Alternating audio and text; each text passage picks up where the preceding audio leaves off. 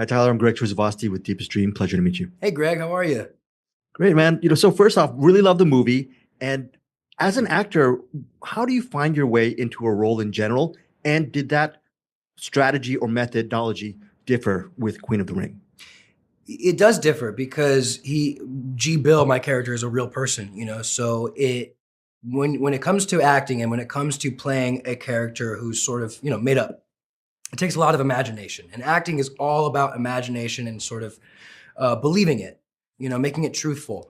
So you find the layers behind the lines. You get the script, and as an actor, you're supposed to kind of find what the character really is saying. He has a line here, but he means something else behind it, and you sort of do your own research and create your own backstory, so that every single piece of every moment of every scene is filled in with real emotions and real feelings and real statements. When it comes to G Bill and all of Queen of the Ring, it's a true story. So you already have that backstory kind of built in. So it sort of leaves a little bit of the work out for yourself, but then you have to put in the work to other areas of creating a character who's already real and paying homage to that character, but also making it different, making it your own, honoring the story, the script itself, which, it kind of takes some liberties here and there. So it leaves you able to take some liberties into the character, even though they're a real person. So it is a different process, just as rewarding, just as fun. And, there's a little bit of added pressure because, he's got a legacy and he's got people who know him. And you want to make sure that you do the best that you can, but there should be pressure. There should be pressure with everything that we do as actors and artists because, it's sort of on a pedestal and on show and display for people to see. And so, it's a life's work that you're trying to emulate and capture in 2.5 hours. And it's a challenge, but our art should be challenging and fun. And yeah. You've described Queen of the Ring as a quote, forgotten true story. How cool is it? Cool is it to know that you and your cast and crew filmmakers are spotlighting a forgotten true story? On top of that, it's going to be in theaters Friday, and it's not just a documentary or whatnot you see on your streaming, but it's going to be in theaters, and it's very cinematic. That must be a very cool experience for you. Oh, it's so fun, man. Because filming it, you hope that the movie's going to be fantastic, right? You hope it's going to look amazing. You hope the shots are going to be eye capturing in every single moment.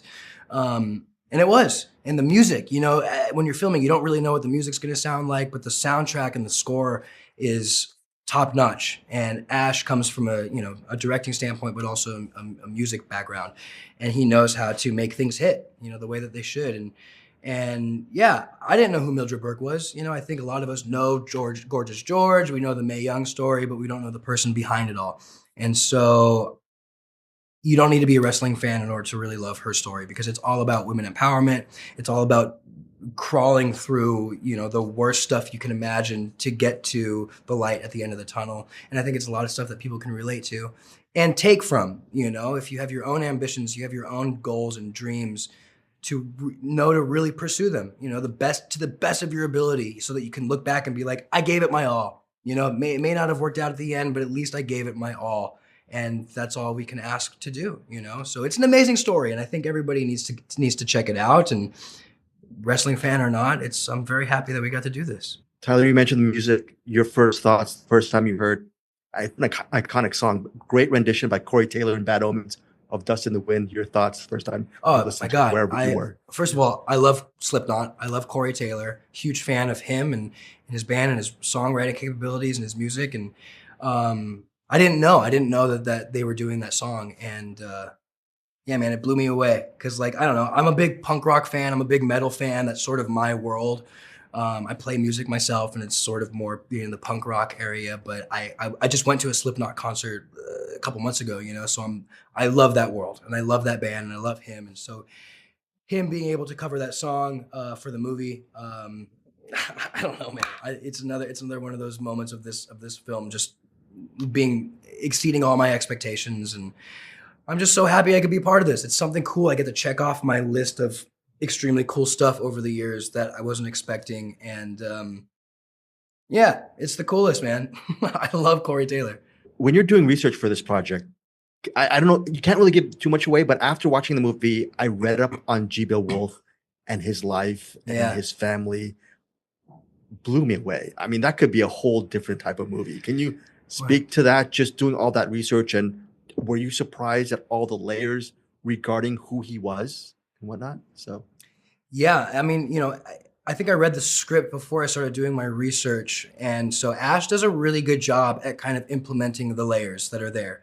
Um, but it does open up a whole world of appreciation for this person, and just sorry, you sort of feel you feel bad, you feel really sorry for this guy, and I think a lot of people's stories at this time and at this era were sort of similar. It was a struggling time, and people were struggling to really, you know, wearing your heart on your sleeve was sort of not like the best look. People didn't really cater to that. It was all about being tough, and being strong and not showing weakness, and so I think that it created this sort of conflicting inner emotions for people at this time, especially G Bill, because he had all these different points of his life that were sort of connecting. And his father, he lives under his father's thumb, and if it weren't for his father, he would be out on the streets, and he wouldn't have a livelihood, he wouldn't have a job, he wouldn't have a career, he wouldn't have a life. And he's in love, without giving spoilers away, he's I guess it is giving a spoiler away, he's in love with his wife, his father's wife. And so it's this wild dynamic, and he's seeing that he's not treating Mildred with respect, and he wants to demand that respect out of his father, but if he crosses his father, then his whole life is ruined, So I think it's really telling of the times of not being able to really stick up for what you believe in, or trying, but just keep getting pushed down and down again.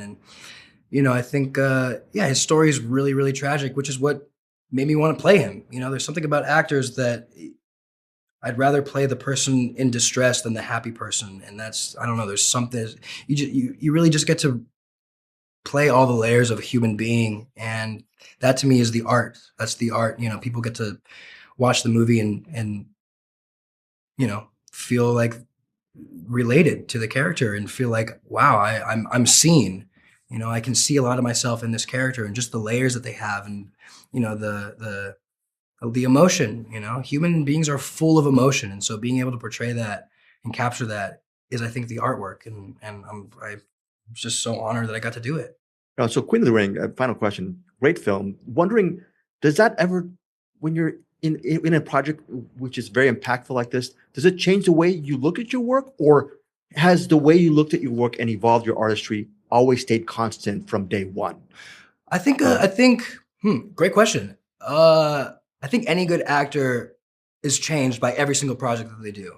I think any good actor should be open to change and be open to new experiences. And so, yeah, for this one, I learned a lot about myself, and learned, more about the human condition and the human emotions inside people, and the layers underneath everything. So now when I approach a character, I will take G Bill with me and kind of understand how he sort of portrayed himself and how he kept stuff under the surface, and I'll bring that to my next character. And I think every project, for better or worse, should change the person, portraying them. For me, I think I'm changed with every single project that I do, and in a good way. It just opens me up more, and I have more of a knowledge and a wealth of, knowledge to take to my next roles. And so, yeah, I think it does change me. Tyler, thank you so much for your time. Really love the film and looking forward to more of your projects. Thanks. Appreciate that. Good talking. Hey guys, thanks so much for watching this video. For more movie and television reviews and interviews, please subscribe to my Deepest Dream channel. Like, comment, share, subscribe. And as always, thanks so much for your support. Take care.